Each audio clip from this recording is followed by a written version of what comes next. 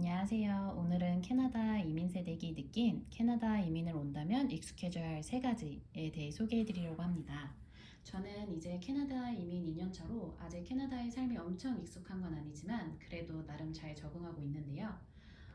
제가 소개해 드릴 오늘 익숙해져야 할 세 가지 중 첫 번째는 바로 요리인데요. 아무래도 외식 물가가 비싼 편이다 보니 집밥을 자주 해 먹을 수밖에 없어요.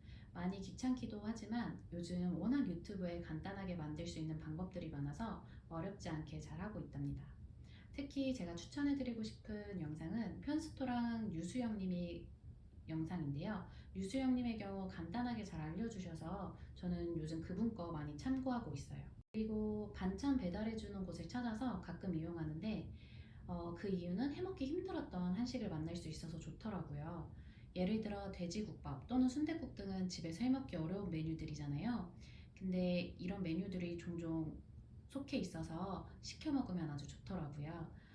제가 반찬 배달 시켜 먹는 곳은 주 1회 가능하고 금액은 90불인데요. 한국 돈으로 하면 한 9만 원 정도? 메뉴는 국물 종류 하나, 메인 반찬 3개, 기타 3개, 총 7개 이렇게 오는데요. 양은 2인 기준으로 이것만으로 일주일 먹기에는 부족하고요. 추가로 반찬이나 찌개, 고기를 굽는다든지 해서 같이 먹어요. 매주 시키는 건 아니고 메뉴를 보고 남편이랑 제가 둘 다 좋아하는 거다 하면 시키고 아니면 시키지 않습니다. 주말인 일요일에 배달이 오는데 그 시간대 집에 있어야 해서 약속이 있거나 하면 그 주는 패스예요. 그리고 이건 뭐 팁은 아니지만 이렇게 냉장고 앞에 표를 부착해 놓으시고 미리 한 주의 식단을 간단하게라도 적어 놓으시면 아주 많은 도움을 받으실 수 있어요. 보통 이제 주부들의 가장 흔한 고민이 매번 뭘 해 먹어야지 하는 고민이잖아요. 근데 이렇게 간단하게라도 해 놓으시면 딱 해당되는 재료만 꺼내서 요리를 해주면 되기 때문에 시간을 줄일 수도 있답니다. 두 번째는 바로 외로움인데요. 한국을 떠나 산다는 건 당연히 외롭고 향수병이 올 수밖에 없는 것 같아요. 완전 난 극이 성향이라 괜찮다 하시는 분들도 있을 수 있겠지만 그분들도 순간 갑자기 한국이 너무 그립다던가 그럴 때가 있으실 거예요. 그래서 저 같은 경우는 만약 이민을 오신다면 가족이 다 같이 오시거나 또는 혼자서 오신다면 한 달 살아보기 또는 그 이상 살아보시고 결정하시는 걸 추천드려요. 저는 남편과 같이 왔고 시댁이 같은 주는 아니지만 그래도 시부모님께서도 캐나다에 계셔서 한 번씩 갔다 올 때면 향수병으로부터 조금은 멀어질 수 있거든요. 저는 밖을 안 나가는 건 아니지만 집에서도 혼자 시간을 잘 보내는 편이거든요. 우선 집안일 하다 보면 시간이 금방 가고 거기에 뭐 유튜브 영상도 찍고 블로그도 하고 또 개인적인 한국 업무도 하다 보면 일주일이 훌쩍 지나간답니다.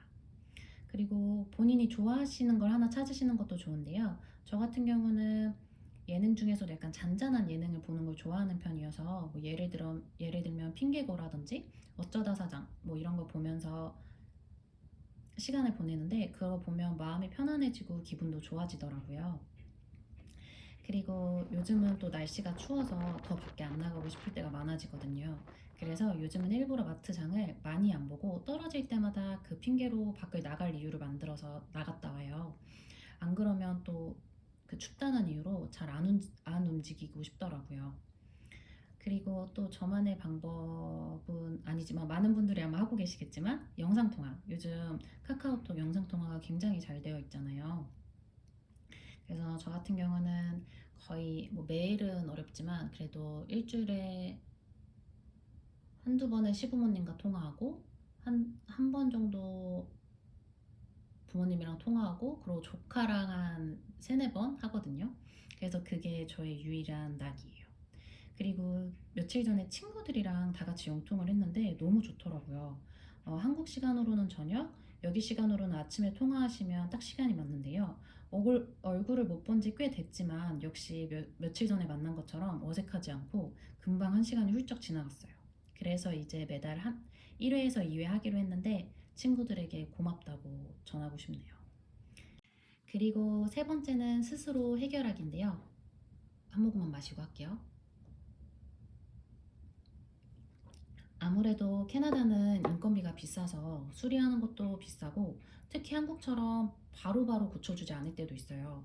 예를 들어 저희 집 같은 경우도 고장이 났는데 그 수리하시는 분이 오셔서 한번 보고 지금은 이 재료가 없어 이러고서는 다음번에 가져가서 고쳐줄게 이런 식으로 두 번 오시거나 할 때 있거든요. 그럼 출장비는 두 번 발생합니다. 그래서 뭘 하나 고치려면 시간도 많이 소요되지만 비용도 많이 소요되기 때문에 전문적인 기술이 꼭 필요한 게 아니고서는 스스로 고치게 되더라고요. 그래서 전동 드릴이라든지 간단한 공구는 집에 구비해 두시는 게 좋아요. 요즘 유튜브에 정말 많은 정보들이 잘 올라와 있어서 그거 보면서 하면 고칠 수 있더라고요. 그래서 요즘은 공구 사용법도 배우고 있답니다. 그래서 이민을 생각하시는 분들이라면 이런 부분을 잘 생각해 보시는 게 좋을 것 같고, 오늘은 제가 느낀 캐나다로 이민 온다면 익숙해져야 할 세 가지에 대해 간단하게 소개해 봤는데요. 오늘의 영상도 도움이 되셨기를 바라며 다음 영상에서 만나요. 안녕히 계세요.